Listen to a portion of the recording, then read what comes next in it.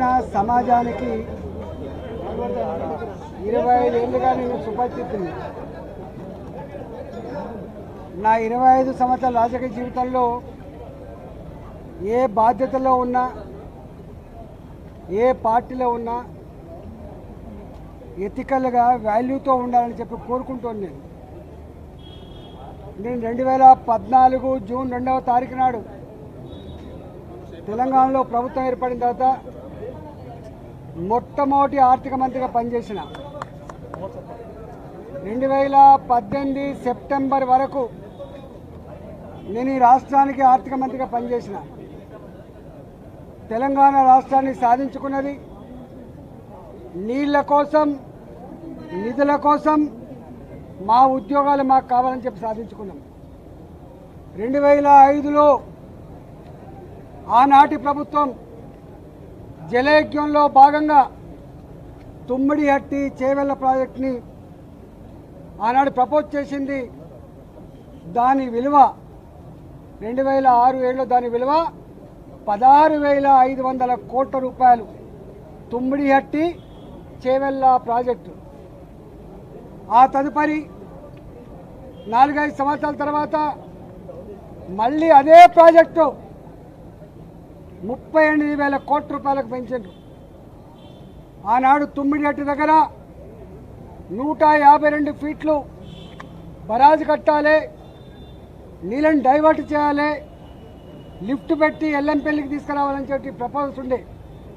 కానీ ఆనాడు మహారాష్ట్ర ప్రభుత్వం అభ్యంతరాలు చెప్పడం వల్ల ఆనాడు మహారాష్ట్ర భూములు మునుగుతైన నెపంతో ఆనాడు శాంక్చురీ పార్క్ ఉందని చెప్పి ఆనాడు 152 మీటర్ల నుంచి 148 మీటర్లు తగ్గించాలన్నప్పుడు తెలంగాణ అవసరాలకు ఆనాడు ప్రభుత్వం చేపట్టిన ప్రాజెక్టులకి 16,50,000 ఎకరాల నీళ్లు కావాలని, 10 టీఎంసీల నీళ్లు రూరల్ ఏరియాకు తాగునీళ్ళ కోసం కావాలని, 30 టీఎంసీల నీళ్లు హైదరాబాద్కు కావాలని, 15 టీఎంసీల నీళ్లు ఇండస్ట్రీస్ కావాలని చెప్పి అయితే కోరిండ్రో అవి ఫుల్ఫిల్ కావు అని చెప్పి CWC report, irrigation department report వచ్చినప్పుడు కేసీఆర్ గారు ఆనాడు ముఖ్యమంత్రిగా ఒక మంత్రివర్గ ఉపసంఘాన్ని వేసిండ్రు.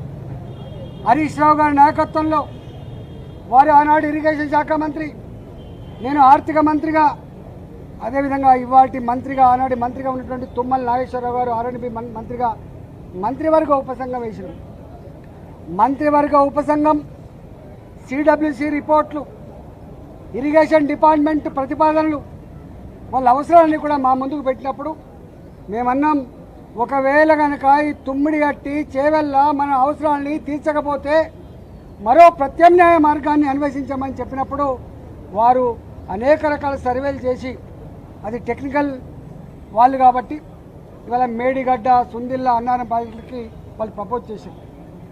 ఆనాడు ఆ ప్రాజెక్ట్ కాస్ట్ 63,000 కోట్లు అని చెప్పి వాళ్ళు అంచనా వేశారు.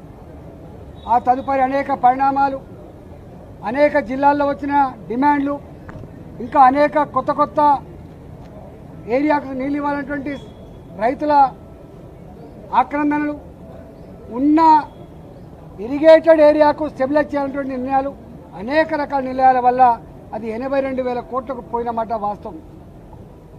ఆ తదుపరి ఏం జరిగింది మాకు సంబంధం లేదు. ఇక్కడ మమ్మల్ని అడిగిన ప్రశ్న ఏంటంటే, మీరు ఆర్థిక మంత్రిగా ఉన్నారు కదా, ఈ డిజైన్లతో, ఈ కన్స్ట్రక్షన్తో, ఈ టెక్నికల్ ఆస్పెక్ట్తో మీకు సంబంధం ఉందా అని చెప్పి అడిగినారు. మాకు ఏమీ సంబంధం ఉండదు.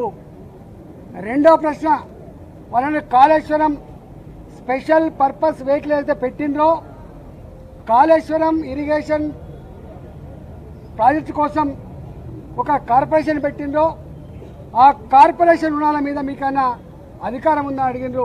కానీ కార్పొరేషన్ మీద ఆర్థిక డిపార్ట్మెంట్కి, ఆర్థిక మంత్రికి ఏం సంబంధం లేదు.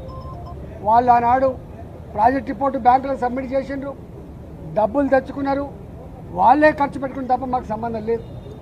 అసలు ఒక్క మాటలో చెప్పాలంటే ఇరిగేషన్ డిపార్ట్మెంట్కు తోడుగా అనుబంధంగా వాళ్ళ దగ్గరనే ఒక అకౌంట్ డిపార్ట్మెంట్ ఉంటుంది, దానికి ఒక ఆడిట్ డిపార్ట్మెంట్ కూడా ఉంటుంది. ఆ బిల్లులు మంచా చెడా, పనులు అయినాయా కాలేదా, క్వాంటిటీ ఉందా లేదా, క్వాలిటీ ఉందా లేదా, ఇవన్నీ చెక్ చేసుకోవాల్సింది ఆ ఇరిగేషన్ డిపార్ట్మెంట్ నుండి వాళ్ళ అకౌంట్ సెక్షన్, ఆ తదుపరి ఆడిట్ సెక్షన్ మా దగ్గరికి వస్తుంది.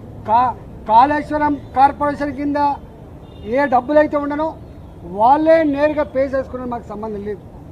బడ్జెట్ అలొకేటెడ్ డబ్బు అయితే ఉందో మా దగ్గర అలొకేటెడ్ డబ్బు ఉంటే తప్పకుండా దాని ప్రకారం బిల్లులు పే చేస్తాం తప్ప దాని వాల్యూస్తో కానీ వాటితో మాకు ఏం సంబంధం లేదని చెప్పి కరాఖండిగా చెప్పడం జరిగింది.